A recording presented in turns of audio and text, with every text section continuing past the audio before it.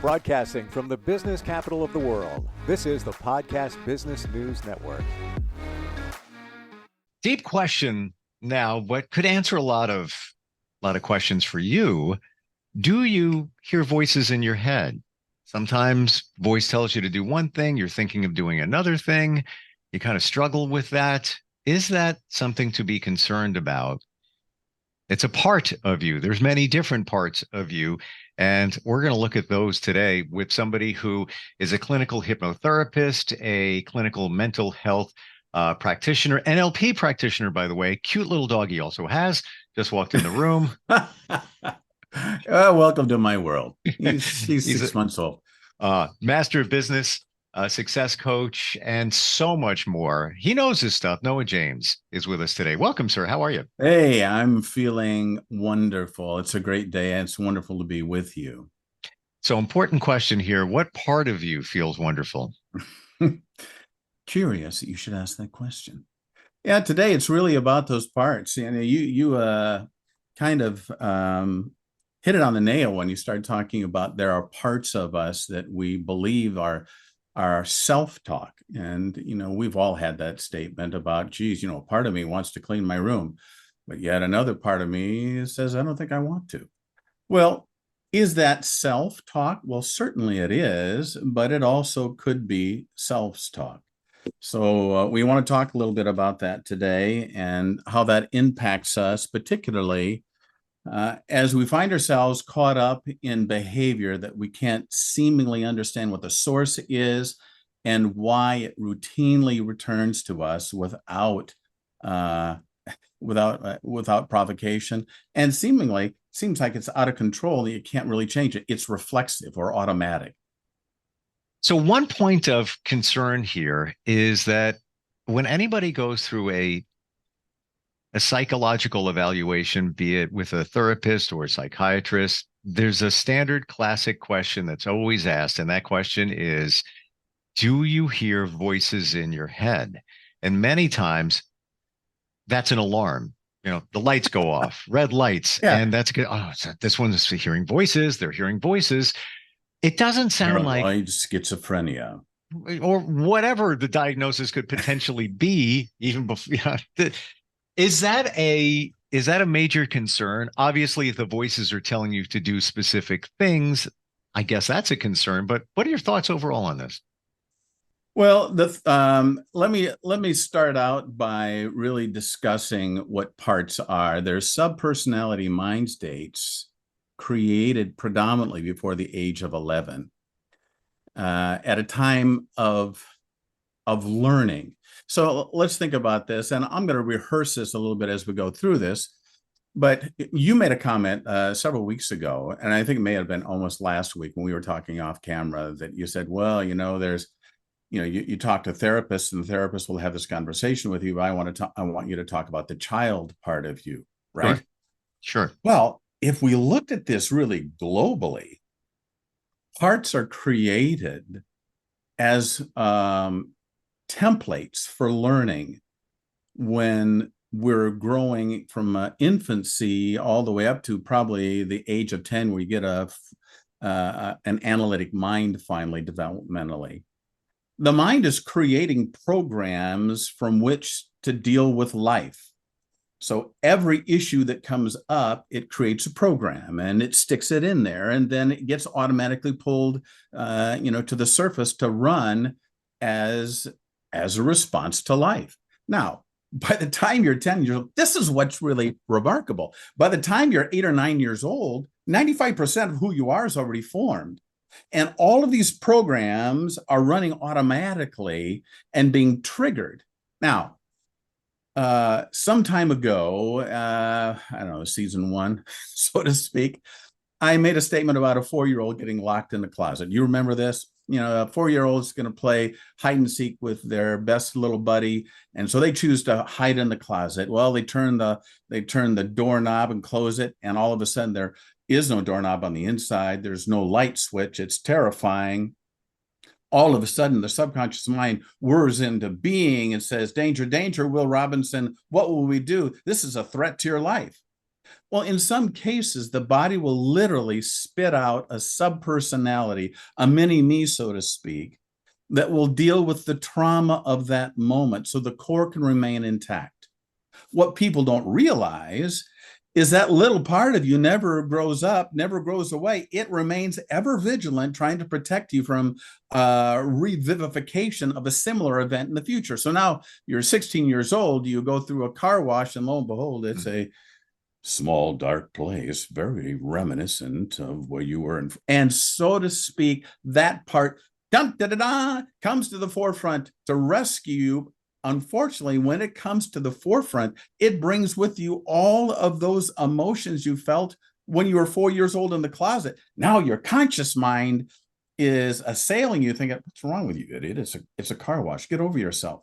But let's remember, 40-bit processor, conscious mind. 40 million bit processor, subconscious mind, right? And is it reasonable to think that by the age of 7, 10, whatever it might be, that, I have a file cabinet right here. I'm going to open up this file cabinet, literally right here. And there's all different files there of all different scenarios and situations of how little Jimmy, who's 10, is supposed to deal with this stuff based on his life thus far. So whether he's 11 or whether he's 41, 51, doesn't even matter. His mind just goes back into the file cabinet. Oh, shame. I got one right here. This is how we're going to deal with it. Your mind. You're absolutely correct. Yeah, you're right. You're right in the middle of all of this. Right. So when a trauma is created, there is a response for that is in the filing cabinet. Now, let's think about something really simple and pedestrian, so to speak. Let's say that you're learning how to ride a bike. Okay, so you get on the bike and there's all sorts of learning. We all know this. Our dads have walked alongside us and helped us to stay upright until our bodies could figure out what that coordination was between, the quadriceps on the right and the quadriceps on the left, and the coordination and all that kind of balance. But once that's learned, it's now put into a program that is, now you jump on the bike and lo and behold, you don't think about anything. It's an automatic response, right? Mm-hmm. So trauma is that way too. So if something happens to you in the formative stages, particularly, there's going to be a response. But oftentimes those responses are championed by little parts. Now we say little, largely because most parts are created before the age of 8 or 9. And the intellect associated with that part is usually tied to the maturity of the age that it was created, because it doesn't grow and develop with the same cognizance that the analytic mind does. So it's dealing with a subset. So you're thinking, well, I got to talk to my child. Well, yeah, it is a child. And is it any wonder then that we do things that just seem so childish as an adult, and we have no idea why? We bring up a really great point that I feel when those are digging into this don't realize. So riding the bike. And I just spoke to a woman who's a friend. I think she's 44, 45. She revealed that she's never ridden a bike. I'm like, you've never ridden a bike? She goes, no, I'm not going to do that. I don't want to fall. I'm not even going to take a chance. Now, if the programming in that file cabinet had something in there, you grab a file and it's for when you feel out of balance, how to handle it and navigate that situation. That file could be used for good. But what's in there? Well, she probably fell in the past, hurt her leg or whatever it might be. And that's the file she brings up, and fear, I'm not getting on that bike. And that's the file that's being used at age 45. She's not even going to take a chance, wouldn't even get on a bike. But why are most of those files in the cabinet, why are they the ones that don't support us? Why are there, or are there ones that work for us in there when situations come up? Well, it's both. I mean, it seems like it's more of the ones that don't support. Like, well, that's because those are the ones you remember. Okay. It's like, what memories do you recall? You remember the bad memories. Okay, to your point, and I want your opinion on this, Noah. It's my belief that if you go back to the very first memory of your childhood, it's probably going to be a negative one. It probably is. Yeah. And I'm Well, a believer in that, but there's a reason for that. to protect you. To protect you. Now, and I want you to put this phrase in your mind: to protect and make you happy. Now, I've long since said that man goes through life in a never-ending quest to acquiesce from pain and find pleasure. Well, it's absolutely true. That is a core principle of the subconscious mind. So it's not only protect you, it's also make me happy. So let's look at the drug addict for a moment. So the drug addict may well be responding to a part that was created at an early age that said, if I express if I allow hurt in my heart, it's unmanageable. So I need something to dull that pain. Well, maybe at that time it's a bowl of ice cream. Maybe it's eating food.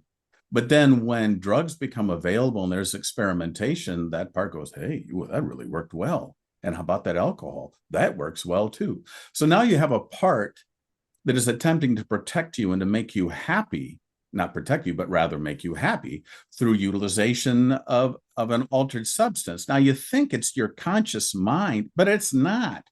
It is a substrate of your conscious mind that is a part. Now, internal family systems is a protocol that was developed not many years ago by Dr. Richard Schwartz, I think is his last name. He's a psychologist, and he's done a wonderful thing using a kind of a cognitive approach towards talking to these parts and creating some unity between their intents in the operation of your life. So perhaps you've heard of that. I don't know. Have you ever heard that phrase before? Internal family systems? No.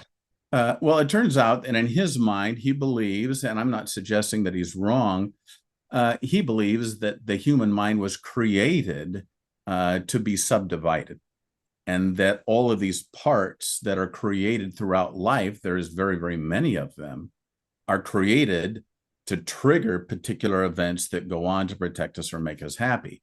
And his way of approaching that is to work with them almost in a consultative fashion, where he identifies a part and then he has the conscious mind kind of parent that part into a new reality and understanding, because the core has all of its resources and understanding that the part doesn't have.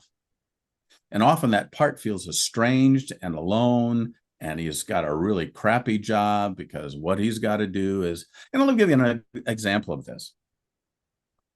Oftentimes I'll have a woman that comes in who's been sexually abused. The trauma of that moment often creates a part.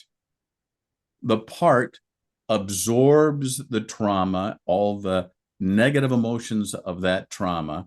But not only does it do that, but it oftentimes forms strategies to protect the client from not having that event take place ever again.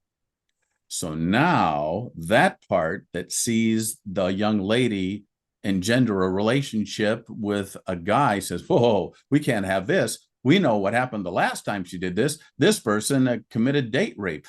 Men are a waste of skin. They're a threat to your humanity. We've got to do something about sabotaging this relationship. It can't go forward. And then they will say unwittingly, I start out a relationship, everything seems like it's going great. And then all of a sudden, out of nowhere, there's just like it just self-destructs. And I don't know why. Well, now we know why, because there's a part in its antiquated attempt to keep you safe believes that it's more able to protect you than the older and wiser core. And so it will use any and all strategies to sabotage us. Now, this gets interesting. Hang on to your seats, ladies and gentlemen, because we're kind of going down the rabbit hole again. We've done this before here, but we're comfortable, right? So I don't know. I have to check one of my parts. So here's what happens now. We know that we live in a spiritual world. We talk about that. We got the good guys, we got the bad guys. Well, the bad guys are out there going, wait a minute. Yeah, my goal is to kill, maim, and destroy. That's what I'm all about. I noticed that there's a part here that is wanting to sabotage this relationship. What if I now start speaking into that part's mind all the strategies that I have that can destroy relationships? I can whisper lies. I can create all sorts of dissension and wonderings between the two parties until they destroy each other. Then they'll be so devastated, they'll go looking for love in all the wrong places. We can do it all over again. And we can use the part to facilitate that into the mind. And they'll think it's themselves. Wow. Seriously. So now it gets worse. So now let's just say the person's a believer and they go to a charismatic church, of which I'm a part. So I'm speaking to this. And what we have done unwittingly is a person may have a maladapted part acting out, right? Doing things that are out of step with their conscious mind's understanding of theology and Christianity and love and God and all those things. And now we think it's a demon within them that has to be cast out because they've been oppressed or possessed by a spirit. So now they're trying to cast out a part. Now the part is scared to death, thinking, oh, my soul, I'm going to go underground. I'm not going to present myself again. They think I'm a demon. And the demon's laughing because he's just animating upon the witless part because it's a child. So I make this statement lovingly to my Christian colleagues out there that think that some of the aberrant behavior that people inexplicably cannot get removed from, that is some type of demonic possession or oppression. Oftentimes it is not. It is merely the childlike parts of us doing their dead level best to protect us, but have become antiquated because they're little ones. Does this make sense? We're deep in that rabbit hole. I know it is, but there are people out here listening to the program today that will glean wisdom from this, and I'm hoping that they will. All of it is wisdom, and it does make you think about different scenarios. I look at friends, in relationships, marriages, long term, and it said to me that the other person in the relationship just changed. Like, what's going on? Like, this is not that same person. How did they change? Like, what is happening here? When I look at that, I wonder, one of their parts came through in a different way and is piloting them. I don't know. But you see this happen many times in long-term relationships where somebody... Absolutely. In all of our lives. I mean, it truly is. It truly is. And I'll have a client sitting before me and I'll just they'll start talking about some things. Now, some of these parts are conscious of the other parts that are within them, and some are not co-conscious. Ooh. Now, the not co-conscious parts are often parts that sometimes become what we call dissociative identity disorder, or, so those parts that have been so abused that they gain executive control and they create a whole personality of their own. I have actually had clients who have changed their eye color before me. Their inseams have changed. Now, figure that one out. That's absolutely crazy. But they have their own thoughts. They have their own memories. They have their own speech patterns. They're like a full-blown different personality. They call it multiple personality disorder for a reason. But that happens as an exaggeration of repeated abuse where that part literally gains more and more control to try and protect them. I want to go back on that point. I want to go back to what you said earlier, how sometimes parts will come to the forefront to protect and make you happy. What if it's anxiety comes on, getting on a plane, classic anxiety comes on. The car wash example that you gave previously, where, somebody was locked in a closet when they were 4, now they're in a car wash and now it's back. How is that making them happy? The anxiety is just, that not a fun situation. Is there the protection connected to the happiness in that type of situation? Well, no, it's kind of one or the other. You get protection and you got happy. So are you at risk? Okay, let's protect you from the risk. Are you unhappy? Let's make you happy, because that's really what our main job is: protect you and make you happy. when it is anxiety to protect you, is it or could it be that part is going to protect you so that you will be happy? Is that a reasonable way to look at it? Well, absolutely. And sometimes I'll just sit and I'll do a sway test with them, or I'll have them sit on the couch and I'll look at them and go, hey, is there a part that has you afraid of going on the plane because you think they're going to die if they get on the plane? Uh-huh. So it's a little one, saw something on television, some crash or something. Oh my gosh. Remember I told you the story about the lady came in and couldn't handle lions because she saw the MGM lion roar when she was 5 years old and was therefore terrified from it thereafter, right? Children, you made such a brilliant statement several weeks ago. You said that, are we little more than adults' bodies with children's running around inside of us? Well, hello. Yes. Yeah, we are. Yeah. Like when we say, hey, you're acting like a child. Well, yes. Thank you very much. I am. That program was created when I was 4. Thank you. And I'm still using it I'm going to go in the file cabinet. Be right back. What did I pull out again?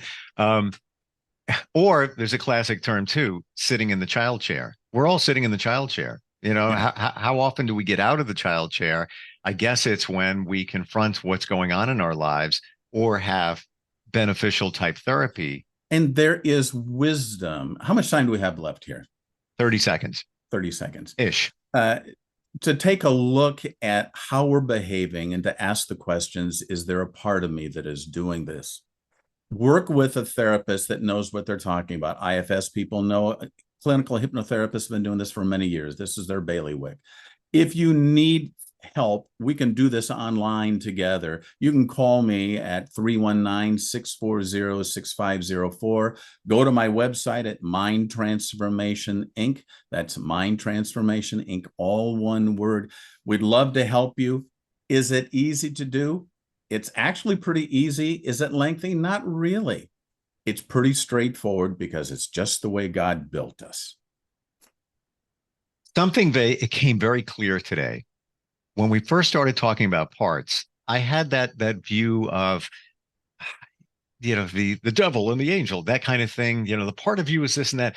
But then when you said twice today, is there a part of you that is afraid to get on the plane? And now it's clear. Like there's a part of, we have many different parts. Yeah, we do. We're still clear. Yeah.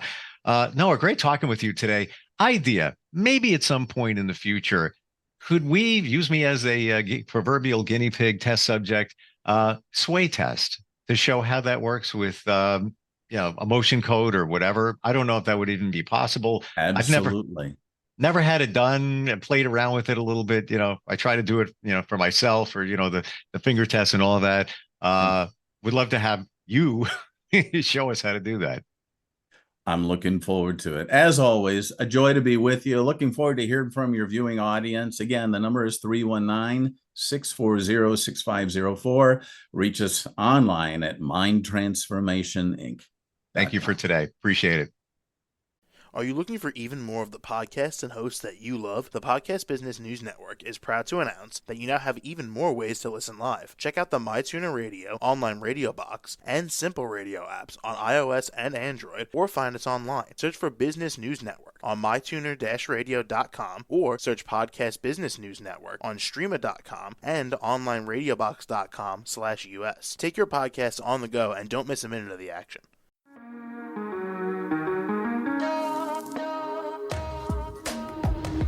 Broadcasting from the business capital of the world, this is the Podcast Business News Network. For nearly 2,000 severely injured veterans, everyday life has become filled with barriers. Day-to-day simple tasks can become pretty daunting. I have to carry my chair up 2 flights of steps or have somebody do it for me. What scares me the most is just the falling. When I'm struggling with my house, I think, to have that one great barrier just knocked down, it's crucial. Home for Our Troops is a wonderful nonprofit that builds a mortgage-free, fully adaptive, handicap-accessible house. And there's no catch. It'll be our very first home that we've ever owned. This is a game changer. This is where your life begins again. We need you to join us in completing this important mission. Please visit hfotusa.org and help build homes and rebuild lives. Because of you, everything's going to be okay.